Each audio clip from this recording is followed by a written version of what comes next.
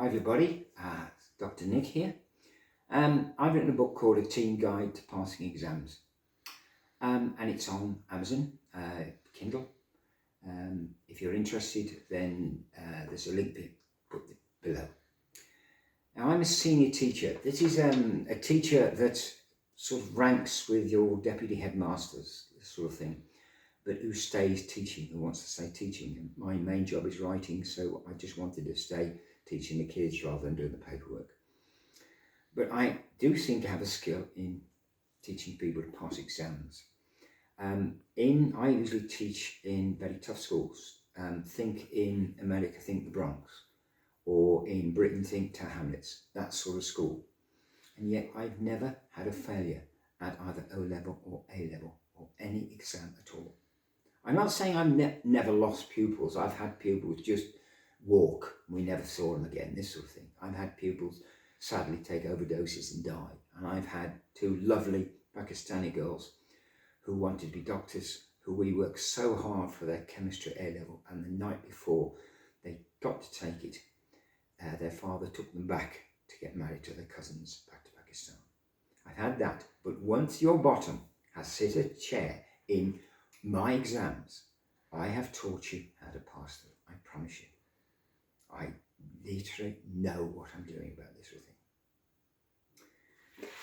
So the three skills you need to pass an exam are a reasonable IQ, knowledge, and exam technique. Now with an IQ, what you've got, what you're born with is quite frankly what you've really got. You can't improve it by much. You can a bit, the Japanese do it.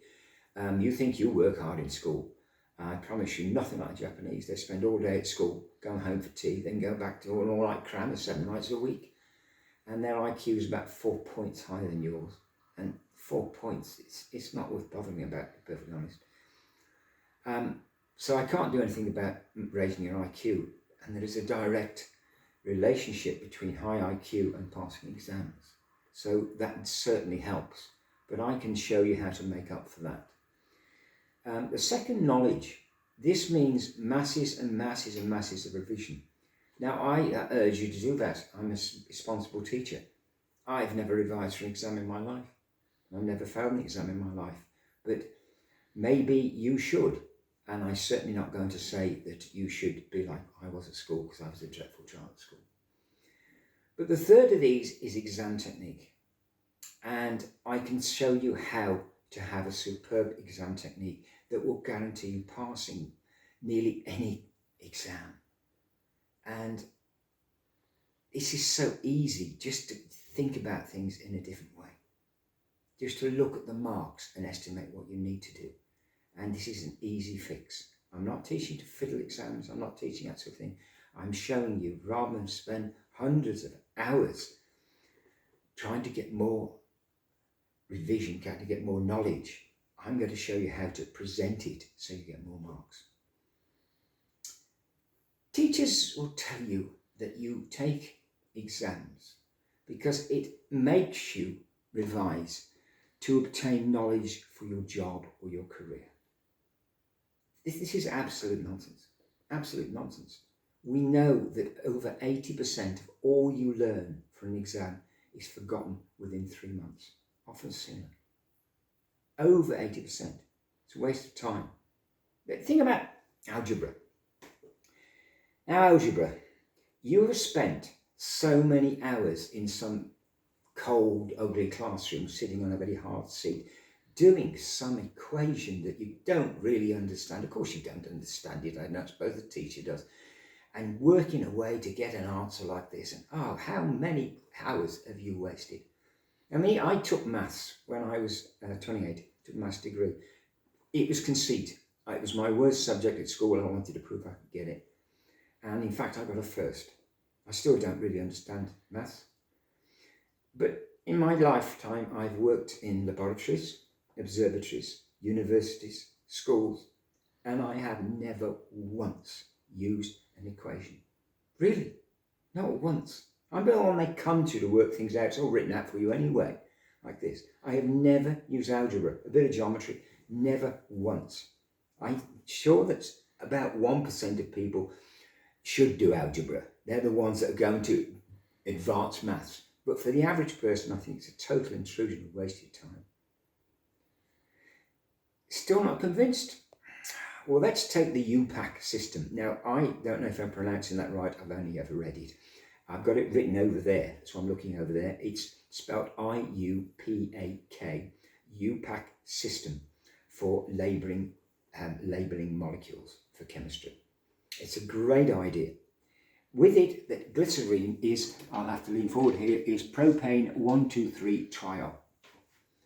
Now, what if I'm given that name? I can work it out. I can work out the shape of the molecule. I can draw it from that for you. The ANE of propane tells me something. It tells me the ending, rather than YNE or ENE.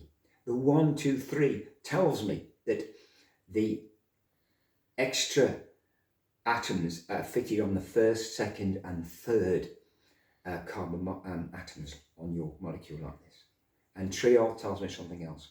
It's a marvellous system, and you will spend hundreds of hours in your sixth forms and at university learning this because it's part of the syllabus.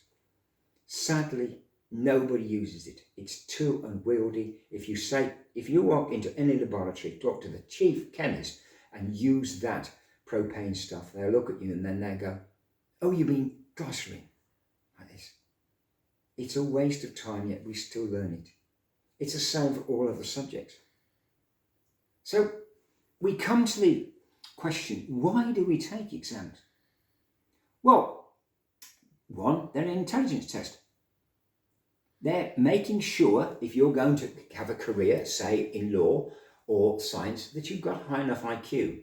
We might be able to push you into those careers, but unless you've got enough intelligence already, you're always going to be a fish out of water. You should attain the highest you can, I agree. But if we push you artificially into a profession that you're not suited for, you're never going to be happy.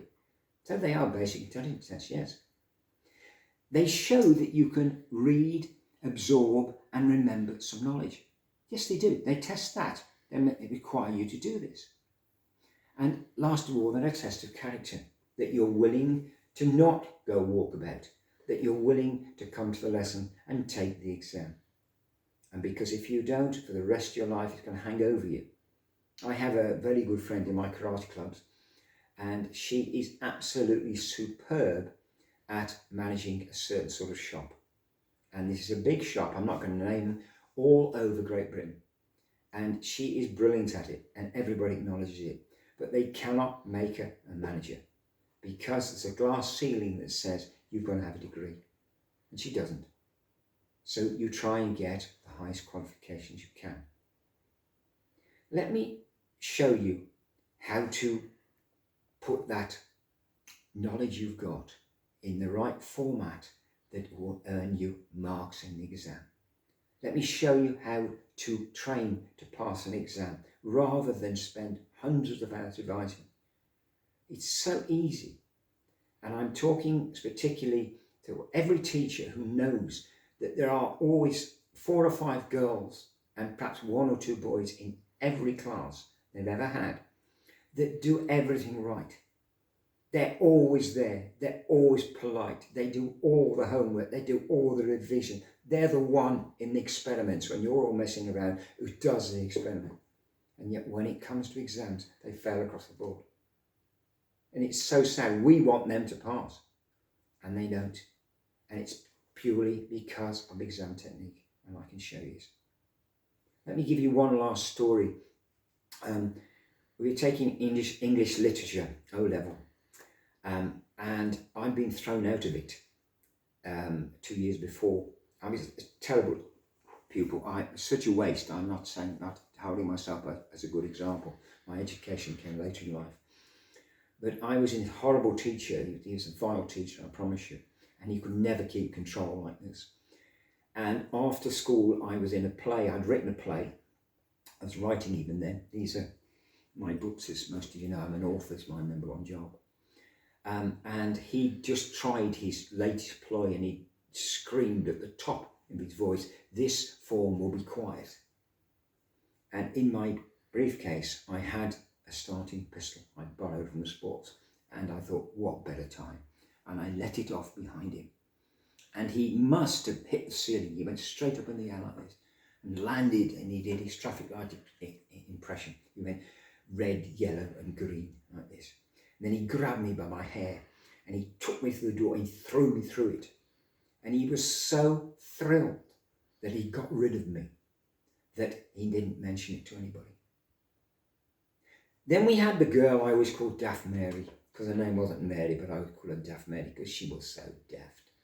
We had in those days 6 weeks off before the O-levels, and she spent every day 14 hours a day revising, particularly for the literature exam. And 7 days a week, and she made herself ill. Me, I didn't realise that teacher who had thrown me out didn't remove me from the O-level. And I was escaping over the back fence of my school, Brierley Hill Grammar School in the Midlands, and the deputy headmaster caught me. And he grabbed me and he dragged me backward. He was no doubt going to cane me, because they did in those days.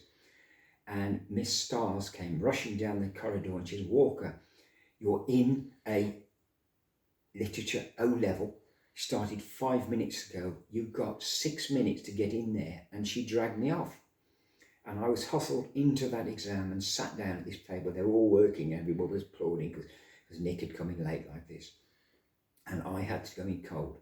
I didn't even know what books were staying. I got a grade B. Daft Mary, who made herself ill, got a bare pass on a E. And she spent all that time. And it was just, I had the advantage. I'm a voracious reader.